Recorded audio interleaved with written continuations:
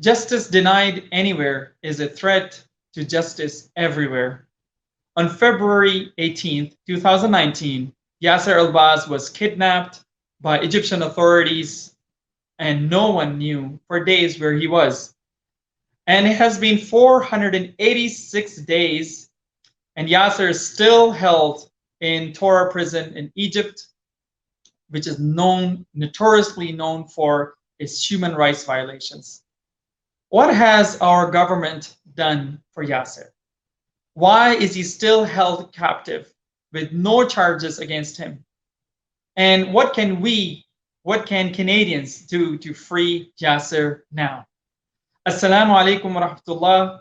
Peace be with you. I'm your host, Taha Ghayur, on Canada Today Show, which is aired on Muslim Network TV or muslimnetwork.tv. Yasser Albaz is a Canadian citizen, a loving father, a husband, and now a grandfather as well, residing with his family in Oakville. And a short trip with his family in Egypt got him detained. Reasons unknown. He missed his daughter's wedding. He missed his son's graduation. And we don't, God knows what other milestones in his family life he's going to miss until before he's back to his home in Canada. With us today is Yasser Albaz's daughter, Amal Albaz, a spoken word artist, a writer, a journalist, and a change maker. She is also a wife, a daughter, a sister, a mother, and now expecting her third child in just a couple of weeks' time. It is a pleasure to have you here with us to give weight to your father's story, Amal. Thank you for being here with us. Thank you so much for giving a voice to this story, Taha. Thank you so much. It means a lot. You're welcome. And we also have today with us John Grayson, a Canadian actor, filmmaker, and political activist. Grayson is also a professor at York University's Film School. In summer 2013, Grayson traveled to Egypt, where he and Dr. Tariq Lobani, who couldn't join us today, unfortunately, a 33-year-old emergency room doctor from London, Ontario, were detained without charges in a cell with 38 other people. The two were on their way to Gaza to carry out medical supplies for relief work, but were forced to remain in Cairo as the crossing was closed. It took 50 days of ordeal before the Harper government finally got them back home. Thank you so much, John, for supporting this campaign and for being here with us to talk about Free Yasser campaign. Thank you. You're welcome. Well, Amal, you have been, first of all, you look exhausted, and I can tell you've been doing a lot of heavy lifting over the past week or so. You've been leading protests. You've been talking, speaking, screaming on the streets. You've been protesting in front of several MPs, members of parliament, across the Greater Toronto area. Yesterday, you were in Ottawa in front of the Prime Minister's office. And as I know now, you are actually still in Ottawa on your way back to Toronto. So I wanted to hear from you. What has been your experience so far with these protests? How has that been? What kind of response are you hearing and you're getting? So alhamdulillah, as you said, we've had a lot of protests over the past few days. We've had actually 9 protests in 6 days, mostly in front of federal cabinet ministers' offices and along with MPs as well. And as you said, yesterday we were in front of not just the PMO, the Prime Minister's office, but also at the Prime Minister's official residence at 24 Sussex. So, I mean, alhamdulillah, first of all, I am so overwhelmed and so grateful for all the support that we have received. Alhamdulillah, at every protest, there's at least, a couple hundred people, and protests are not just within the GTA and in Ottawa, but even in London, Ontario, and Waterloo, and subhanAllah, so many cities around the country as well are just just really angry and really frustrated, and are really terrified for my father's life, because as you know, this ordeal has been going on for 16 months, and I think we've been working, with the government for that entire time, and we've had many email campaigns you've probably seen and so on, and but unfortunately Canada continues to take this very soft diplomatic route, which clearly isn't showing results, and everyone now just can't take it anymore, because my father's life is literally on the line.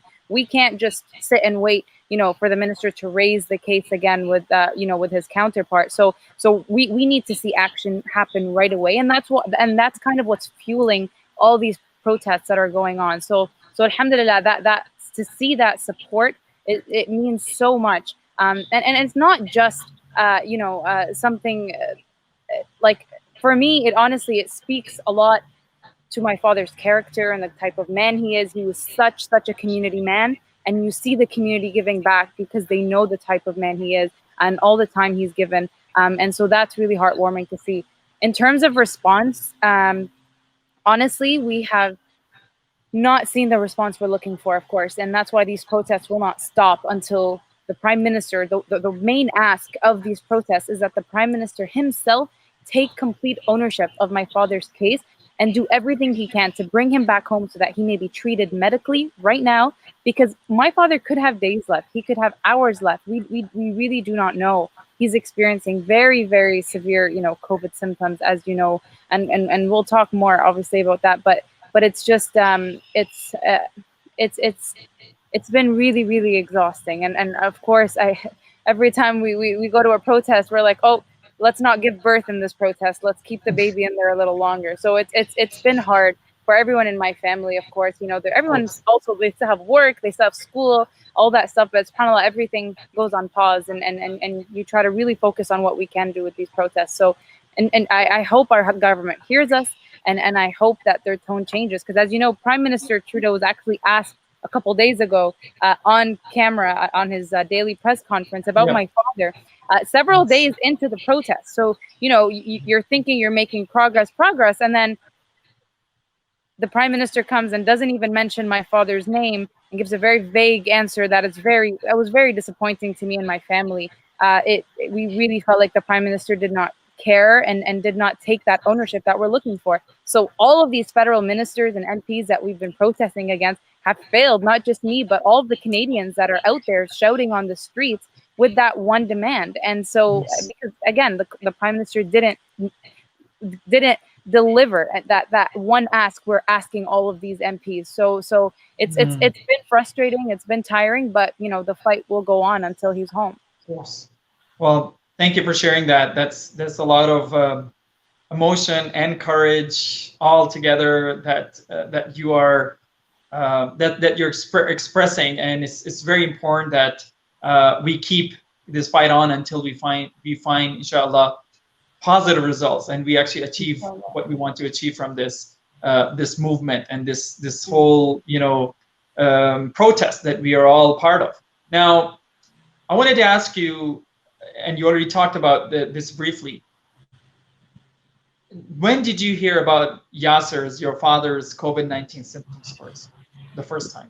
We heard on Thursday of last week, and so the protest started the Friday, the following day, because it just, again, it's so urgent, and his life is on the line. And we heard that he's experiencing severe symptoms. You're talking typical very high fever, difficulty breathing, a very bad cough, tightness in chest, and sore throat, all the classic COVID signs. And what terrified us is that within his prison ward itself, there have been deaths, COVID-related deaths of young men, in their 40, 42-year-old, 48-year-old. And my father is in his 50s with pre-existing medical conditions. Of course, he's at a much higher risk, as we all know. And so we as soon as we heard, we just this isn't a matter of time. This isn't a matter of when our government can see what to do in the coming days or coming weeks. No, this needs to be solved now. And that's when we found out. And since then, we've been out, protesting and calling for our government to take real action. Well, John, you already had sadly a similar ordeal in the same prison. Would you be able to relate to this experience of this outbreak that now Yasser is experiencing? What comes to your mind when you hear something like this? In fact, I was going to ask you first, what came to your mind the first time you heard about Yasser being in the prison, going to the same prison 16 months ago, and then what you just heard now or a week ago about him potentially contracting this pandemic, this disease, COVID-19 disease. What comes to your mind? What is running through your mind at this point? And can you relate to what he's talking about? I think the very first thing that came to my mind when I heard about Yasser's case a week ago was exactly that difference between what we experienced and what he's going through, and it's called COVID. Tarek and I were locked up for 50 days in a cell with 36 other men, very tight conditions. If you can imagine 10 meters by 3 meters, 36 people crammed in like sardines. So immediately I'm thinking about what is Yasser experiencing in terms of possible transmission. And of course, in a cell where you're a sardine, there's no question about transmission. It's an absolute guarantee that if the virus is in the cell, everyone's exposed. When we had one prisoner in our cell get a cold, within 2 days, everyone had the cold. We all were having one cold. So I think that level of extreme concern was the very first thought. And I came and joined. I felt like there wasn't any choice. I came and joined the demonstration the next day and was so impressed by the turnout, the spirit, the deep commitment of all the protesters who came out and the messaging that was being done. And it just deeply shocks me that our Trudeau government, who claim to be on the right side of history and the right side of these issues, have not stepped up more than they could. We have the precedents of not just our case, but Mohamed Fahmy's case, looking at how government pressure really did step up. And we're talking about conservative governments of Stephen Harper stepping up, those ministers and that prime minister stepping up to argue on our behalf forcefully and get us out. And so we expect, at the barest minimum, the Trudeau government to match that energy and put the same amount of effort and the urgency into getting Yasser out today.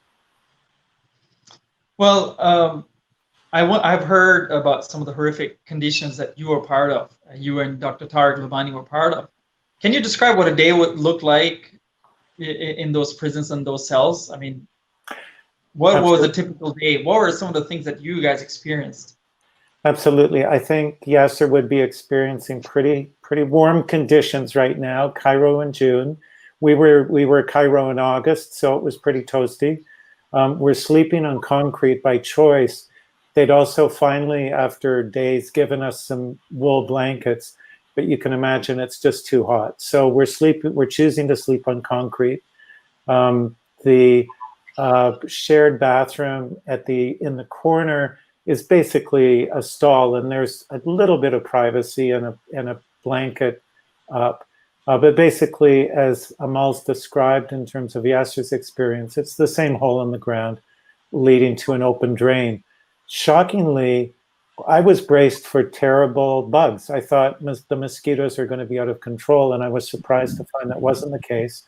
But certainly, smell was an inevitable factor of living in such circumstances.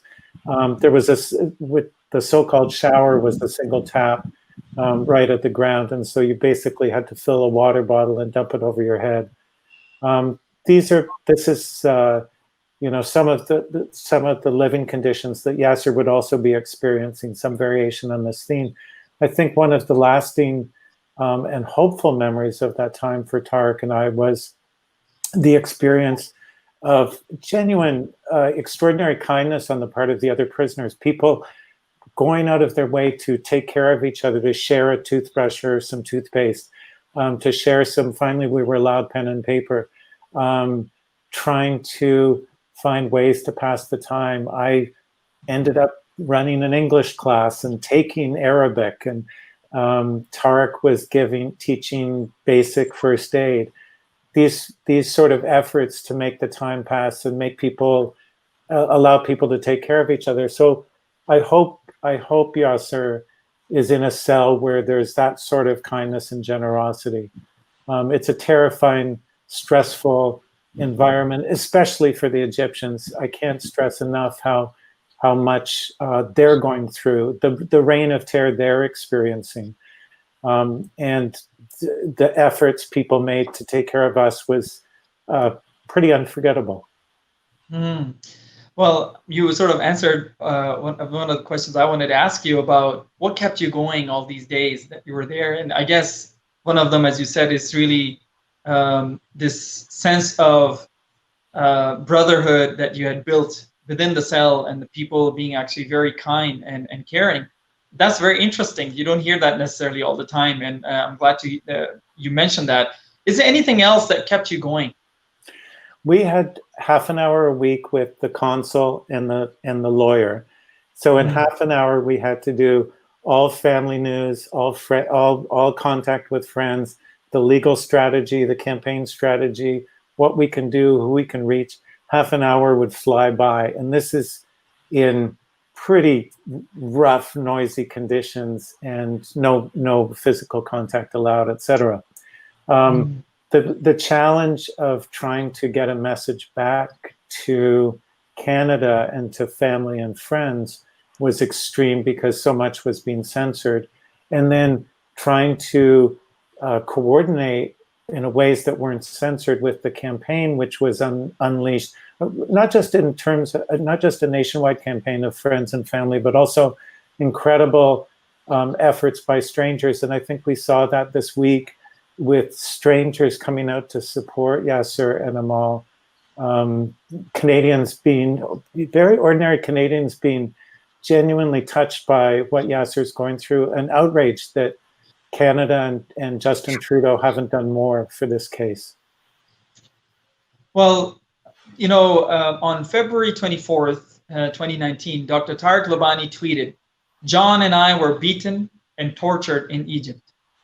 Canadian Yasser Albaz is currently experiencing the same, and I pray he's not killed in the process. Canada must act swiftly and forcefully to bring him back."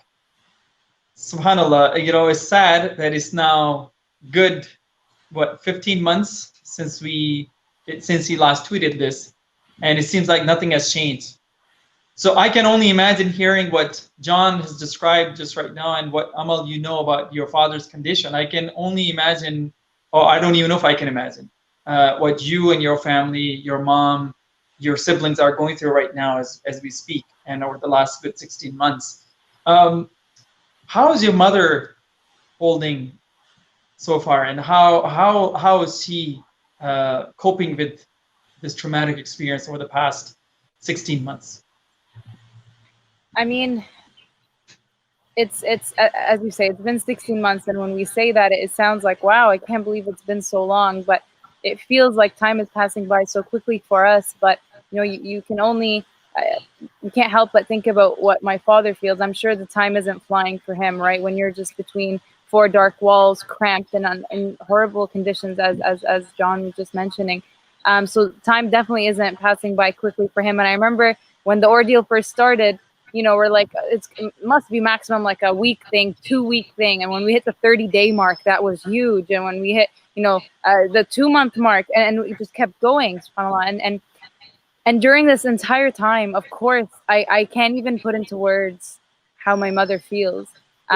Because number one, I know how tired and exhausted and stressed she is. I mean, they've been married for over 25 years. It's her life. It's her life partner. Imagine that, right? And she has to now take care of the entire family by herself. I mean, even the nitty gritty things, like stuff he used to take care of, you know, bills, whatnot, it all fell on my mom. And my mom, it was very lost. It was very hard, you know, for all of us, but particularly my mom. And, you know, my brother, even, it's funny because we were trying to find pictures of, you know, the family and everything, but my brother has really, wow, now he's wrapping up grade.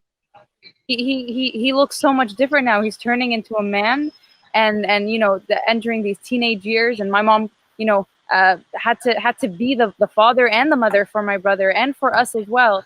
And so like there's I'm not even going to go into all the stuff that my father missed, but I admire my mom's strength. And honestly, I there are some days that are easier than others, but most days are all day long. She looks so stressed, and all day long she's praying for him. She's not sleeping at night. You can only imagine. She wakes up every hour, and she has no kids waking her up. It's the stress. It's everything that goes on.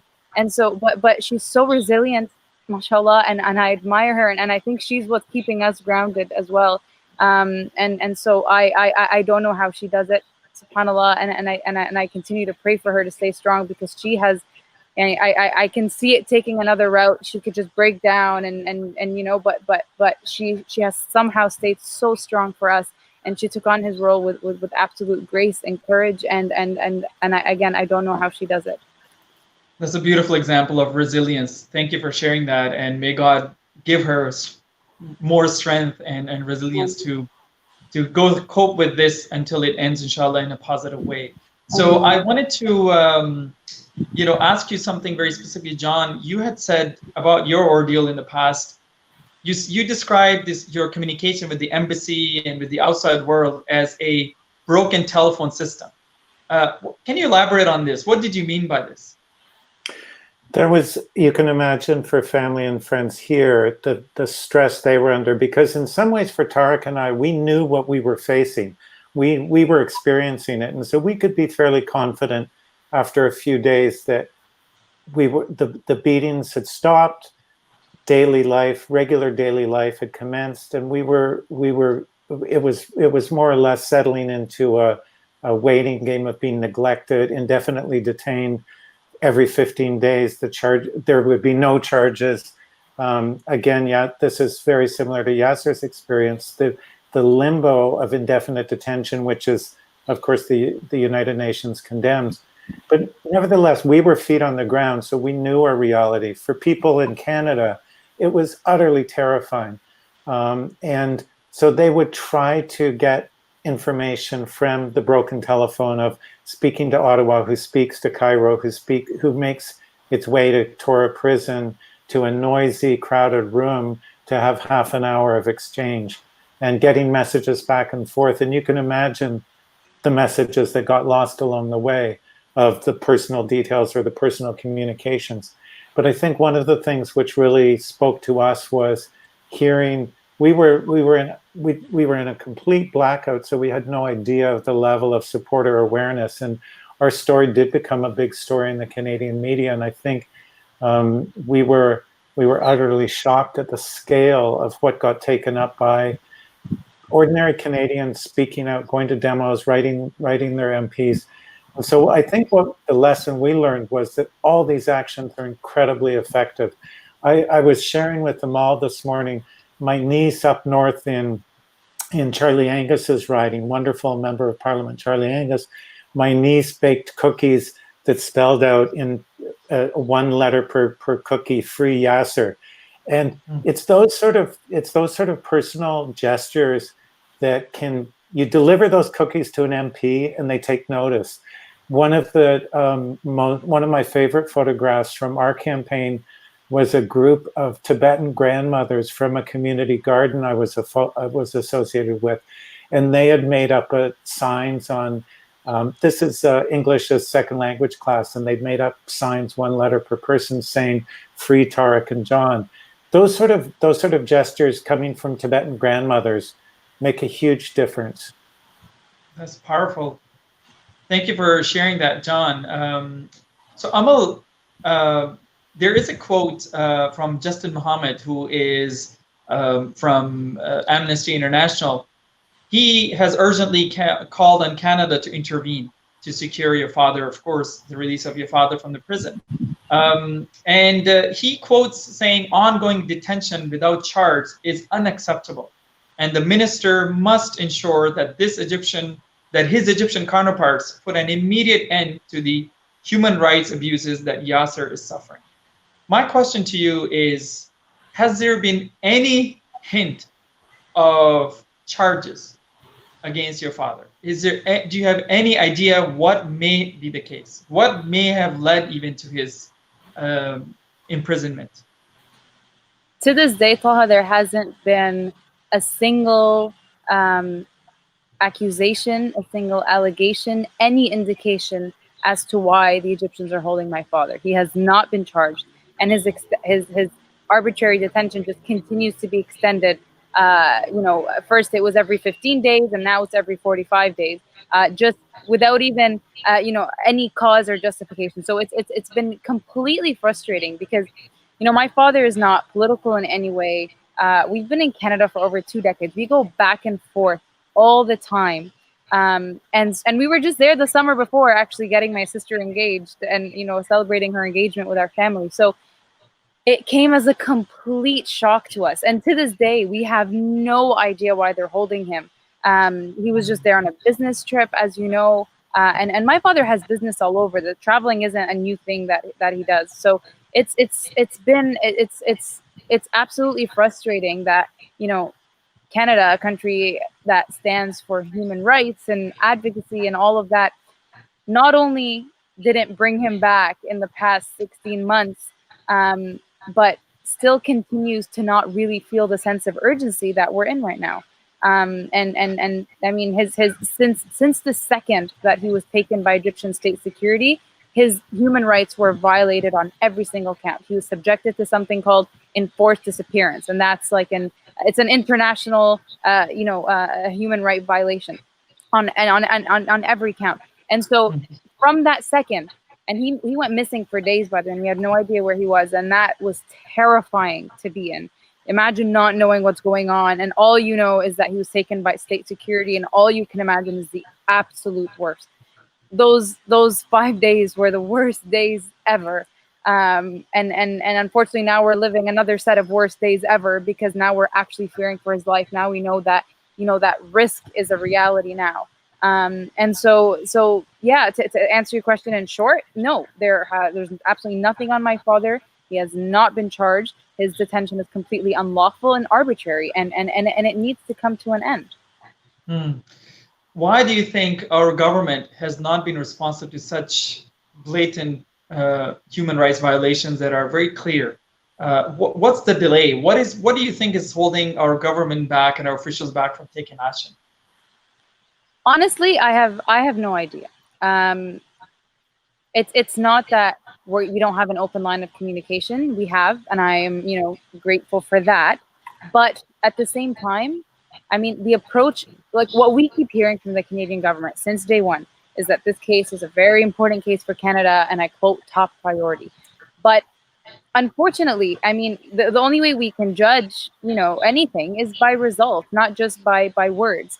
And my father, not only is he not here, but his conditions themselves haven't even improved. All the things that John mentioned, my father faces, sleeping on cold concrete floor. And I mean, he spent 2 winters there, right? And now his second summer. I mean, like he's experienced all the seasons in that horrible prison, sleeping on concrete wall, concrete floor, sorry, no ventilation, cramped cell, and I can go on and on. The situation is horrible inside, and so for me, at least, really was to our government, if this really was a top priority, his conditions could have even improved. He would have maybe even been allowed a mattress or a pillow or a blanket or something, received some sort of medical care. He's been complaining of his back for months now. I mean, you imagine when we go camping for a couple of days, right? 2-3 days, and we're sleeping on an air mattress, and we come back with our back so sore. So imagine having to do that for 16 months. It's absolutely it's absolutely frustrating that our government still has not taken that action that we've seen.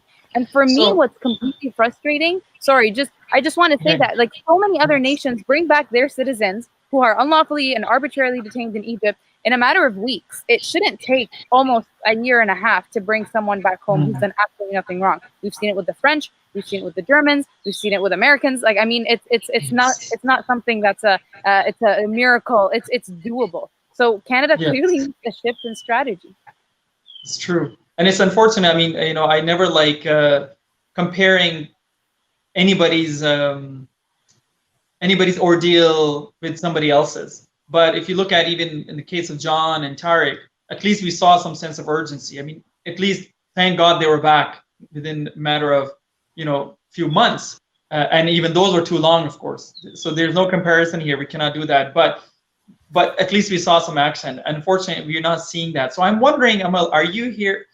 You're saying that there are lines of communication, but when you do talk to cabinet ministers or specific, whether it's in, Foreign Affairs Office or anybody specifically about your father's case, are there any specific details you're given, concrete steps that are being taken, or is it very vague as you were describing earlier? Unfortunately, it is very vague. It kind of stops, the real action stops at occasional consular visits, but that's a right every Canadian has. So that's nothing new. But the most we ever receive is that, our Prime Minister raised this case with President Sisi, at the African Union Summit. Our Minister of Foreign Affairs, when it was Chrystia Freeland, and now it's François-Philippe Champagne.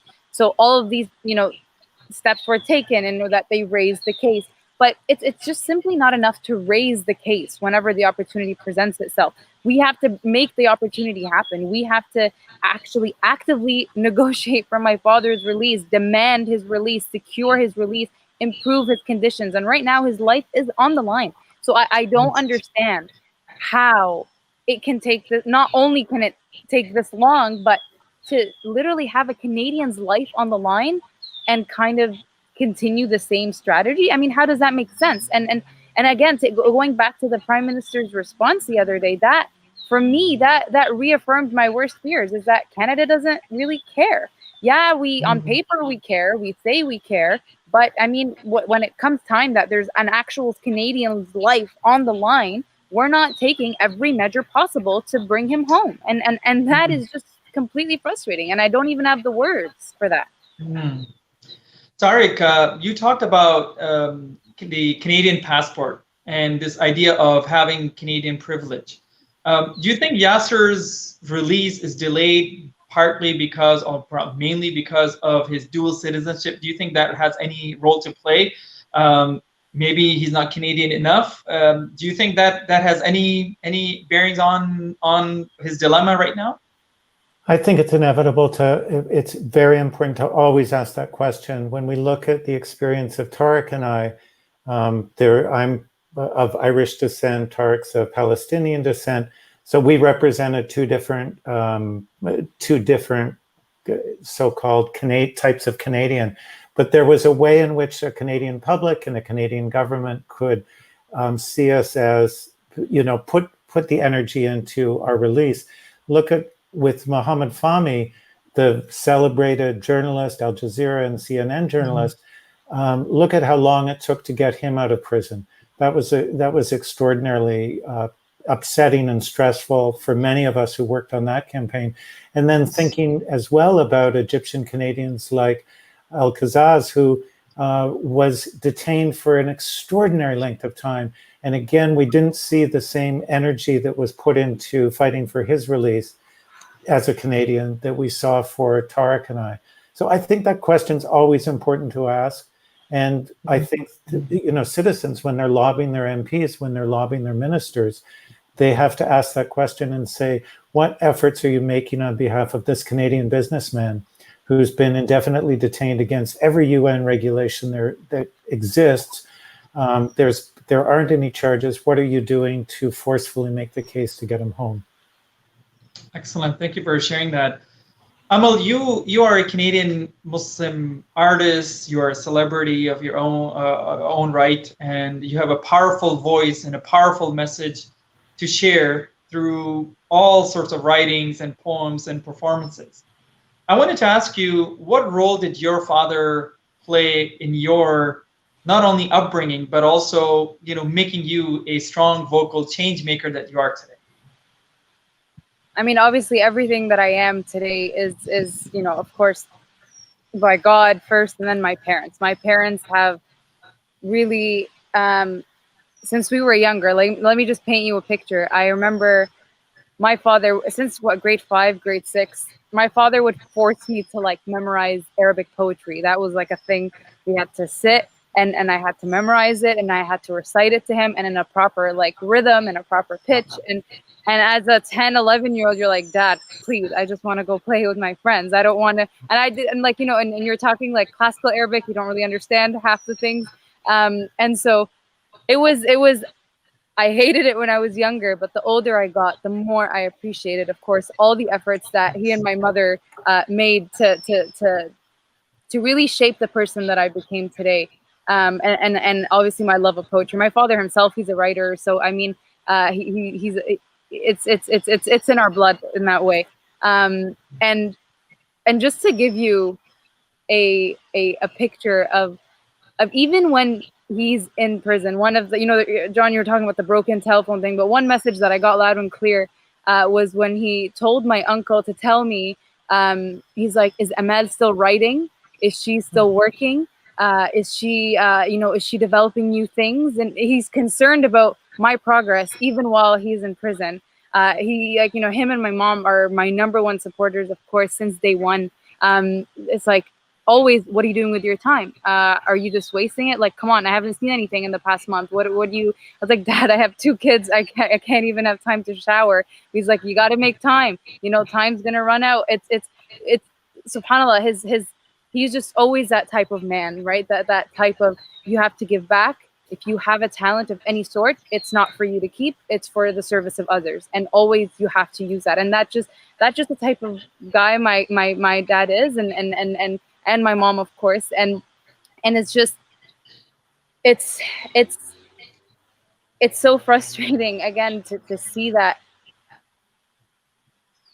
for someone who's never done anything wrong in their life, like, you know, of course we all make mistakes in anything, not to say he's a perfect man, but you know, for someone who's always had the community first, Canada first, always thinking about how to improve his society around him, always pushing us to do that. Someone like that to have in a prison, unjustly and unlawfully detained, it makes you really think, like, how is that possible? How is that possible? He not only has done nothing wrong, I feel like he's done everything right. And so it just really speaks to the big injustice that this is. And forever I'll be grateful for all done for us kids, but now we appreciate and can't imagine ourselves without those things. So alhamdulillah, like, I'm beyond grateful and beyond devastated that we're in this situation. Well, thank you for sharing such inspirational glimpses of some, you know, parts of his life that many of us probably wouldn't know about. His love for the community work, and his, you know, his I guess obsession with productivity, which is very important, and it's definitely translated, mashallah, and transmitted into his next generation of, you know, and his family itself. Now, are there any beautiful memories that of your father you would like to share with us? Oh, I have. I wouldn't even know what to pick, you know. Like, as soon as you just say that, like, I have like a video montage playing in my head with him carrying my eldest son on his shoulders, being like, my father's a really silly man. He'll make like all these silly faces to get the kids to laugh, and you know, he's a really present personality. Like, you can't be in a room and not notice my father. And so there's definitely a lot, but I remember actually one thing that really pops up, and it kind of goes back to your previous question. You know, there was this competition I was part of, and I didn't get, you know, I was and I still am very competitive, and I always like to, you know, like, I want to get first place and nothing else matters in this, and then I work really hard, and this one competition I was in, I didn't place first place. Actually, I didn't even place in the top 3, and that for me was just obviously devastating. And I remember that the prize was actually like a MacBook, and so I go home, and the next day the doorbell rings, And I run across my mom. I'm like in the kitchen helping my mom. My mom tells me, "Why don't you go see who it is?" Like, "Mama, I'm not wearing hijab." She's like, "Just go see who it is. Just go see." So I quickly go and I open the door and there's like a MacBook on the floor with like a bow on it, and my dad's hiding to see how I react. And so he got it from me as, you know, as encouragement that it doesn't matter. You still gave it your best. You still gave it your all. And this is actually the MacBook that I'm on right now. I'm talking Wow. 2011. So I mean, alhamdulillah, I beautiful. left it. And so I mean, it just that encouragement. I remember that memory really sticks out to me because it just goes back to always encouraging me to do my best, to keep on going, and to never stop. And I think alhamdulillah that's coming useful now because we're not going to stop fighting for his freedom, and we're going to keep on going no matter the results. Inshallah. When was the last time you spoke to your father, and what were the words that you heard from him? The last I heard from him was that day he disappeared. We were all communicating. Then that's February 18th, sorry, 2019, on Family Day. That's the day he was supposed to come that year. And we were just all on our family WhatsApp group, and you know, he's telling us, "Oh, like, okay, my flight soon," and we're like, you know, have fun and whatever. Like, and then he's like, "Things are taking a while. I don't know why. I might miss my flight." And that's when the whole situation kind of started unfolding. And then we stopped hearing from him. And the last message actually on our family group is, my sister's like, "Dad, I love you. Like, you know, take care of yourself." And he's like, "I love you too, sweetheart." And that was just the last thing we've ever actually heard from him. Obviously, my uncle was able to visit him occasionally during the prison visits and all. But as John perfectly described, it's a broken telephone. You actually never really get that clear communication. And we've been begging the embassy and the Egyptian authorities to even allow a phone call or a video call or anything, just so we could hear him and see him. And obviously, they've all been denied. And it's horrifying to think that we might not see him again, or we might not hear his voice again. And so I pray, I sincerely pray that that's not the case, and that he's home with us this week, inshallah. But yeah, that's heartbreaking. Thank you for that courage, sharing all these very personal stories with us. I know there is a poem that you wrote for your father, or about your father. Would you be comfortable sharing that with us today? Sure. So I wrote. Sorry, I know the sun keeps moving where I am. For everyone, okay. We're still in Ottawa on our way back, so I had to stop by here at a park. So I'm trying to play with the sun here. But so I wrote this poem for my father on his 2nd birthday, when he was that he spent alone in Tor prison. He spent his 1st birthday, March 28th, alone, and then the 2nd birthday came. And at that point, it was 400 days of arbitrary detention. And so as the writer, my father always encouraged me to be, and really helped me be. I couldn't think of a better way to express my words. And so this poem is called 400 Days of Darkness. It's been 400 days. 400 days of suffering and pain. 400 days locked behind chains. It's been 400 days. 400 days of a strong, sickening storm. 400 days of injustice as the norm.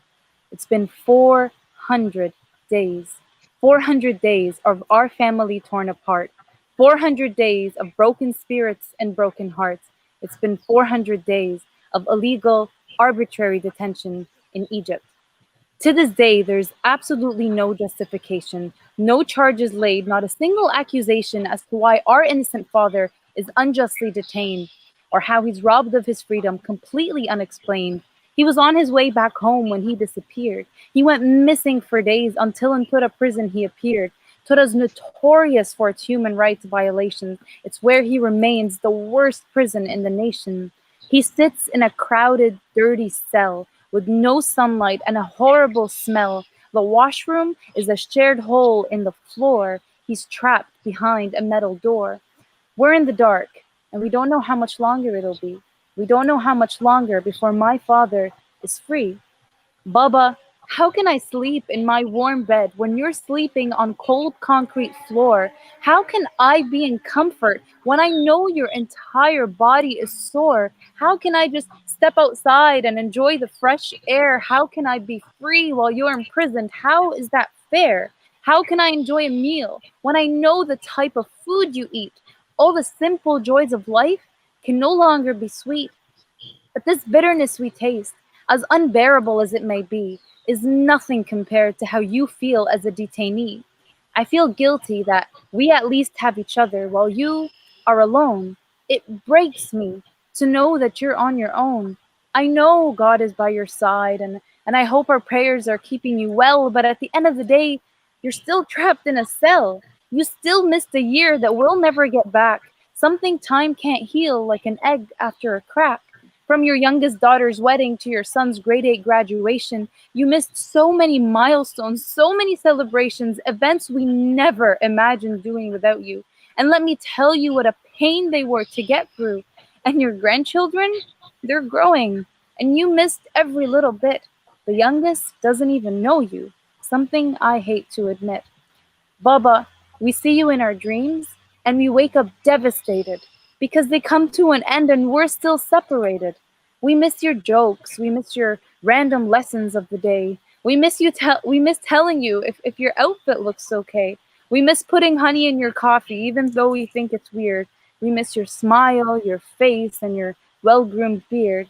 And I know Mama's so resilient, so steadfast and strong, but I can't imagine the burden she carries all along. She took on your role with absolute grace, but I can see the stress in her eyes, the anxiety in her face.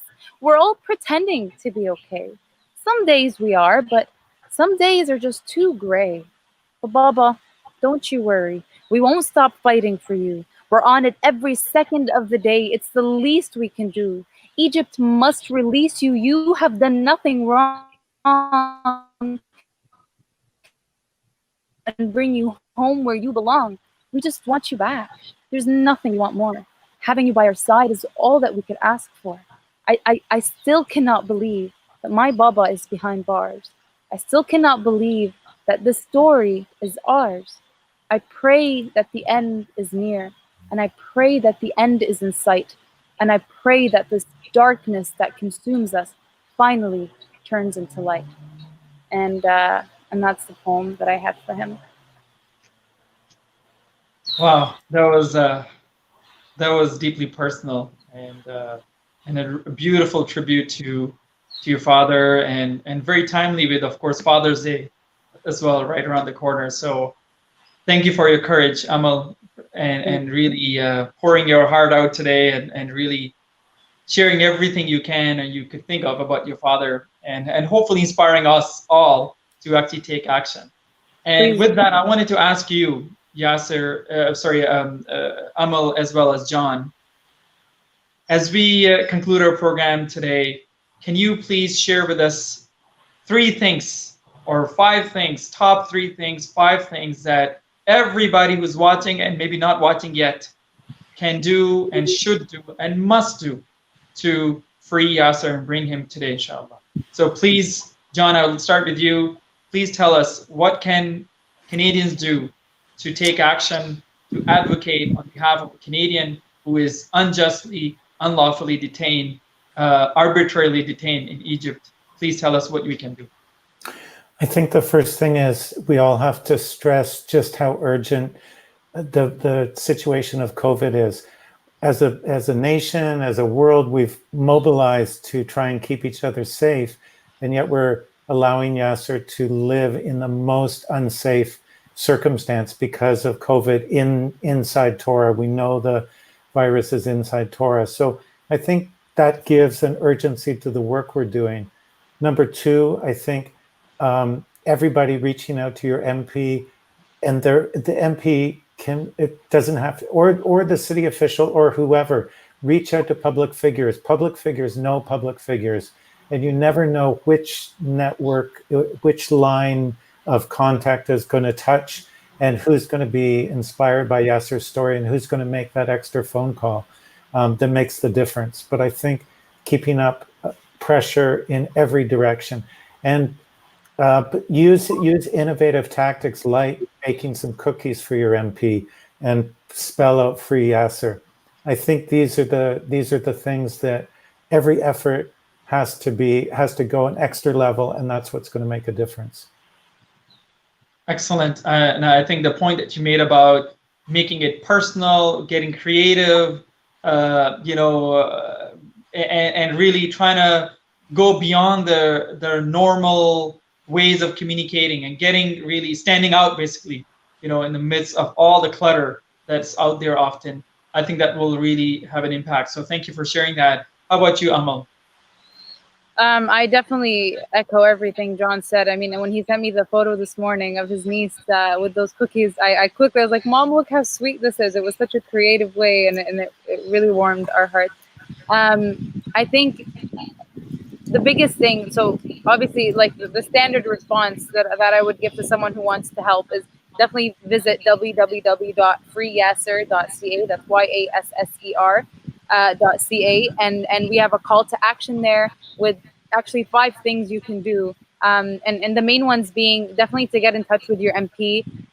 If there's first of all, there's an email your MP, which is literally a link that will take 30 seconds to do. The message is already written for you. You just have to put in your location and it'll send it to your MP. To call your MP, because it's different when just an email versus obviously hearing your voice and the concern in your voice.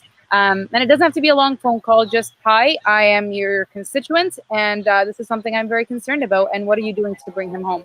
And the third thing, of course, is actually being able to visit your MP. If you can do that as well. We have a change.org petition, which alhamdulillah has over 55,000 signatures. But the more numbers we have, of course, the more powerful the campaign will be. I'll tell you guys something, subhanAllah, I think the government, though we haven't seen much real action and no real outcome, I'd say, because my father is still not home, it still definitely has the government's attention. And the only way we have that is by the amazing community support we have. I could send an email alone, 5, 10, but once they're receiving hundreds and thousands of emails, I mean, that really shows them, okay, hey, this is actually a big deal. Not just because of Yasser, but because of the situation is insane, and no one should be going through that. No Canadian should be going through that. And so I'm so grateful for that. And please don't think that what's my email going to do or what's my call going to do. It really is like an avalanche effect. Every snowflake makes a difference and brings that change, right? Brings that avalanche on. So I hope that we can have that avalanche for my father. Every email counts, every like, every share, every comment counts, tagging your MP on social media, all these typical things. And of course, just continue to keep him in your prayers. That's the least any of us can do. And my family, of course, and my mom. And I think with that, that's it. But right now, the main ask that you need to talk to your MPs about, that you need to put on social media, is our Prime Minister needs to take ownership of this case, and that he needs to bring Yasser home to be medically treated before his life goes, before it's too late. And so that's the message right now. It's a very, very urgent matter, and we need all hands on deck. Okay. Well, thank you once again, John Grayson, as well as Amal Albaz, for being with us today, taking out of so much time out of your busy time, traveling and doing so many things. You guys have been protesting, writing, speaking, calling, doing so much work. And thank you for your solidarity, of course, John. This means a lot to any family, and in fact, as a community, to people like you, to really be there and really not only share your experiences, but to really advocate actively. And these are the kind of allies every community needs. So thank you very much for being here. We're so grateful. Of course, absolutely. We had so many extraordinary people, complete strangers, step up on our behalf. So for Tariq and I, it's second nature. There's no question. That's the beauty of Canada, and I really hope Canada stands again and does the right thing, and our government does the right thing and picks up, the phone and just makes the right call and make sure that we actually make the right move happen. So once again, thank you very much. We ask God to give you and your parents and your family, Amal, strength and resilience to continue this fight. And we ask God to protect everybody in Canada and outside from all forms of human rights violations. We ask God to bring justice to everybody who's suffering. And we ask God to bring Yasser Albaz home to his loving family, and the new upcoming arrival in the family, inshallah, and unite him with the family, inshallah, very, very soon. With that, we're going to have to close, unfortunately. There's so much we could have talked about. Want to once again thank you for being here. Thanks to all our viewers, of course, who have been watching very, I know, diligently today, in particular, this particular show.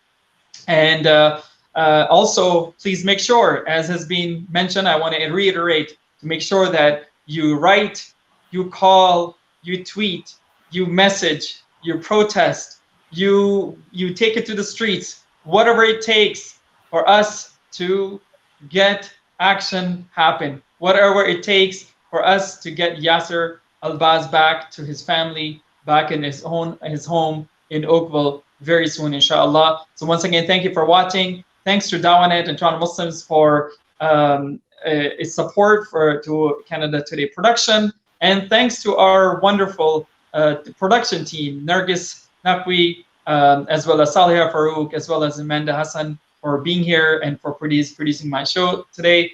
Once again, Assalamu alaikum wa rahmatullahi wa barakatuh.